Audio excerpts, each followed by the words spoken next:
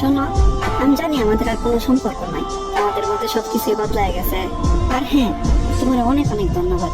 ধন্যবাদ এটার জন্য যে তুমি আমার এত যত্ন করে ভালোবাসতা, কত মিষ্টি মিষ্টি কথা বলে আমার হাসাইতা, আমার সবসময় খুশি রাখতা।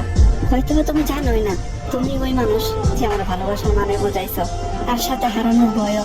তবে আমি এটা বলবো না যে আমি তোমার জন্য পারফেক্ট ছিলাম, হয়তো তোমার জন্য পারফেক্ট আমি ছিলাম না। আর নাকি কখনো ক্ষতি করার চিন্তা করি? আমি কখনোই তোমার ক্ষতি করার চিন্তা করি না, আর করবো না।